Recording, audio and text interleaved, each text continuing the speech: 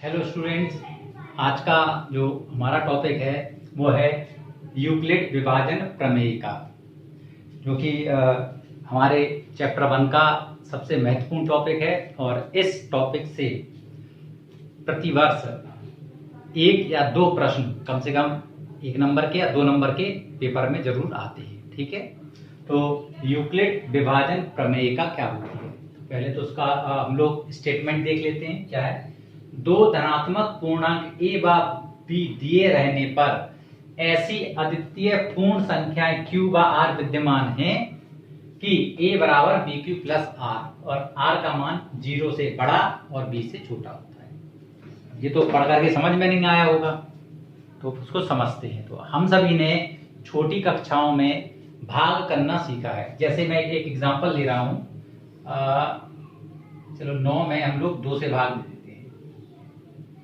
तो आप सभी जानते हैं, अगर हम 9 में 2 से भाग देंगे तो 2 चौको 8, 1 बचा रहेगा। इसमें इस 4 को हम लोग भागफल कहते हैं, 1 को शेषफल कहते हैं, 2 को भाजक कहते हैं और 9 को भाज्य कहते हैं। और एक और चीज आप पे पढ़ी होगी कि ये नियम भी फॉलो होता है कि 9 बराबर हम लोग 2 गुणा 4 धन 1, जिसको कहते हैं, अगर हम शब्दों में लिखें तो कैसे लिखेंगे? भाज्य बराबर भाजक गुणा भागफल धन शेषफल। ये चीज हम लोगों ने सीखी हुई है कि भाज्य बराबर भाजक गुणा भागफल धन शेषफल होता है। अब हम शेषफल की प्रॉपर्टीज को देखते हैं। देखिए, जैसे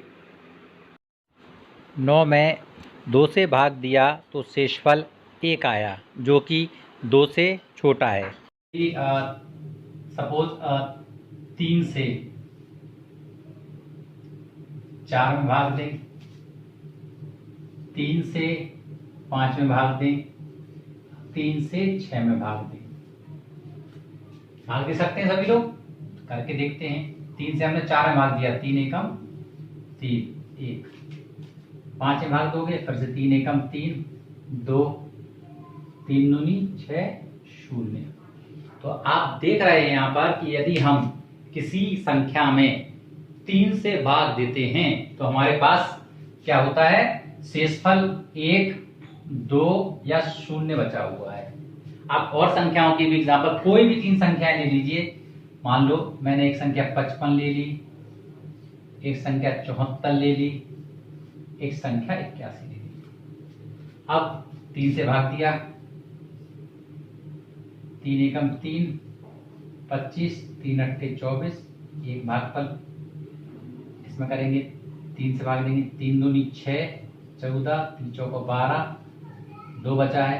3 से इसमें करेंगे, 3 दूनी 6, 21, 30 आते 21, 0।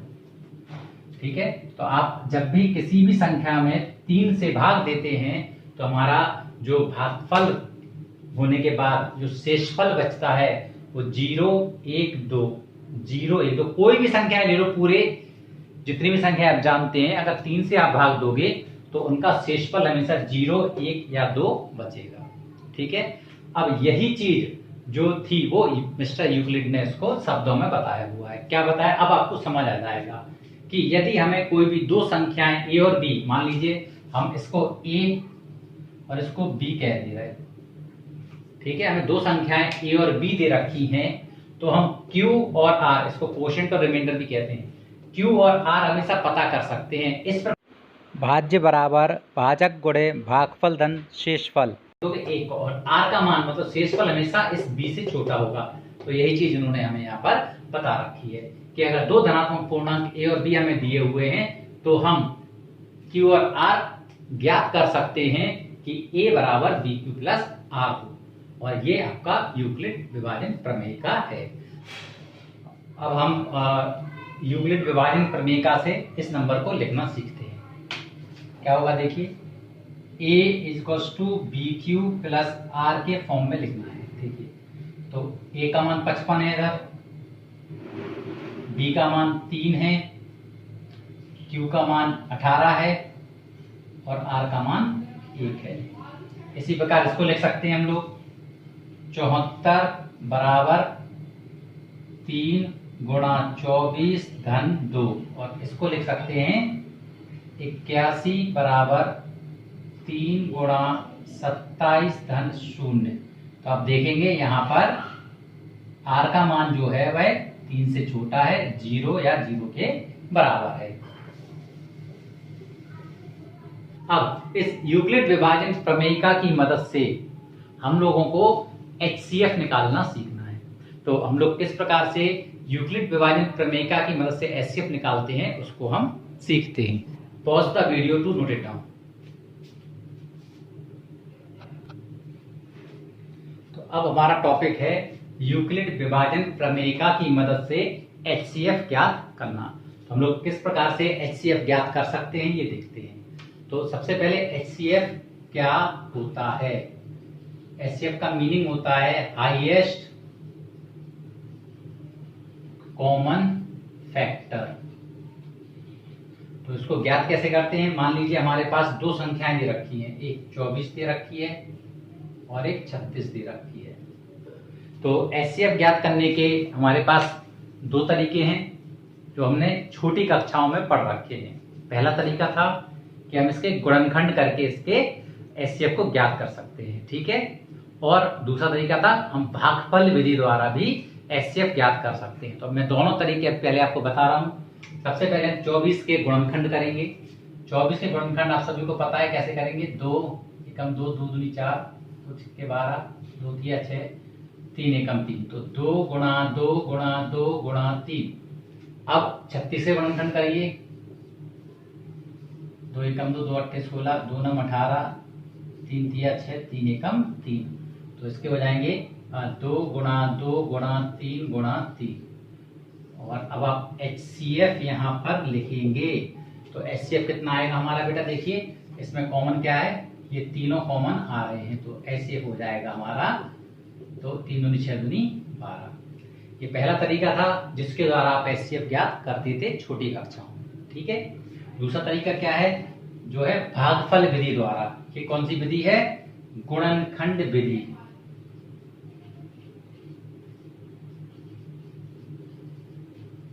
अब हम लोग कौन सी विधि सीख रहे हैं? भागफल विधि द्वारा।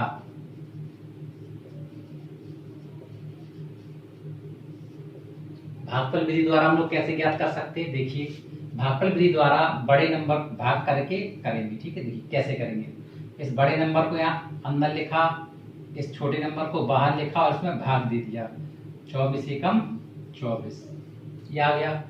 अब ये 36 में आप 24 से घटा दीजिए तो कितना आएगा? 12। अब जब भी हमें भागफल विधि द्वारा HCF निकालना होता है तो हम लोग क्या करते हैं? तो ये 12 आ गया।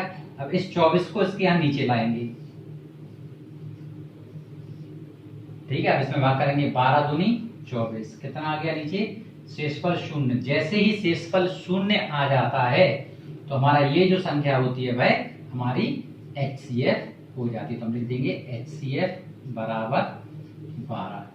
तो ये दोनों मेथड हम लोगों ने छोटी कक्षाओं में सीख रखे हैं, ठीक है, कि गुणनखंड विधि द्वारा भी 12 आया और इस भागफल विधि द्वारा भी 12 आया।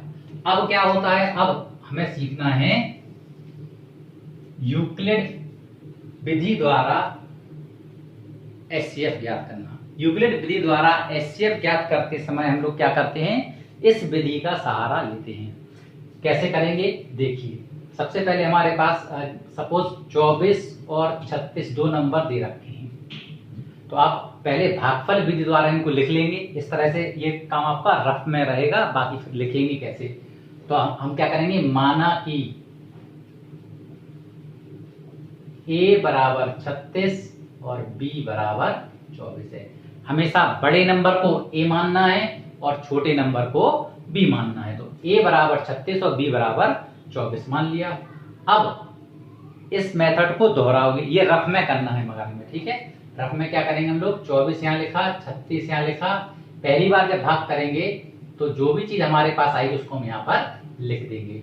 ये आ गया आपका 24 एकम 24 और भाग के 12 बचे रहे, ठीक है।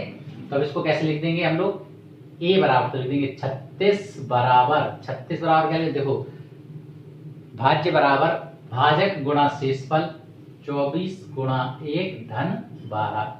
अब रिमाइंडर जो है मतलब शेषफल हमारा शून्य नहीं आया है, इसलिए हम क्या करेंगे अभी और आगे करेंगे। अब 12 से 24 में भाग करोगे जैसे यहाँ किया था हमने, तो 12 दूनी 24 और ये 0 आ गया। तो अब आप 24 बराबर लिखोगे 12 गुणा 2 धन 0, ठीक है।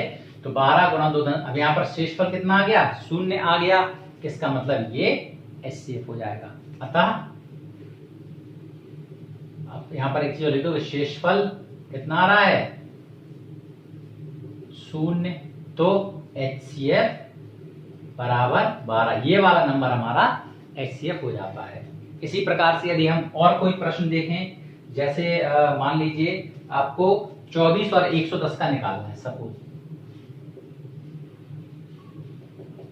तो दूसरा एग्जांपल ये हो जाएगा हमारा 24 और 110 का निकालना है। हम सबसे पहले इसको भाग करके देख लेते हैं, भागफल विधि द्वारा कितना आ रहा है, फिर केवल हमारा लिखना रह जाएगा यूक्लिड विभाजन प्रमेय से, ठीक है।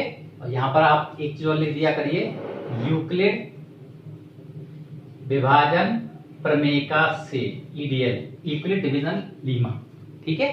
अब 24 यहाँ पर सबसे पहले क्या करेंगे हम लोग, मानेंगे, माना कि a बराबर 110 और b बराबर 24, क्लियर, कोई प्रॉब्लम तो नहीं है। अब a और b हमने लिख दिए, अब इसका ये रफ वर्क रहेगा इतना, ये जो पार्ट हम कर रहे हैं रफ वर्क है, ठीक है। तो 24 बाहर लिखेंगे, 110 अंदर लिखेंगे और इसको हम लोग भाग कर देते हैं। 24 चौक 96, कितना बचा रहा 14, फिर 24 में करेंगे, 24 में करेंगे 14 एकम 14, 10 बचा रहा, 14 में फिर करेंगे 10 एकम 10, 4 बचा रहा, 10 लिख देंगे। ये यहाँ 4 दूनी 8, 2 4 आ गया, 2 दूनी 4 0 आ गया 0, तो ये HCF हो जाएगा। अब हमें किसके द्वारा लिखना है, यूक्लिड विभाजन प्रमेय का उपयोग करके। तो माना कि a बराबर 110, b बराबर 24 है, ठीक है। अब आप लिखेंगे यूक्लिड विभाजन प्रमेयिका से, क्या लिखोगे, सबसे पहले a 110 है, 110 बराबर पहला वाला इसका उपयोग करेंगे हम लोग, क्या लिखेंगे 110 बराबर 24 गुणा 4 धन 14, ठीक है। अब 0 नहीं आया, फिर 24 और 14 में करेंगे हम लोग, तो 24 बराबर 14 गुणा 1 धन 10 हो गया। अभी भी 0 नहीं आया है, फिर 14 बराबर 10 गुणा 1 धन 4, फिर 10 बराबर 4 गुणा 2 धन 2, और फिर सबसे अंत में हमारा आएगा 4 बराबर 2 गुणा 2 धन 0, शेषफल 0 आ गया। तो HCF कितना हो जाएगा हमारा 2 हो जाएगा। इस प्रकार आप किसी भी संख्या का HCF यूक्लिड विभाजन प्रमेय से निकाल सकते हैं। धन्यवाद। Pause the video to note it down.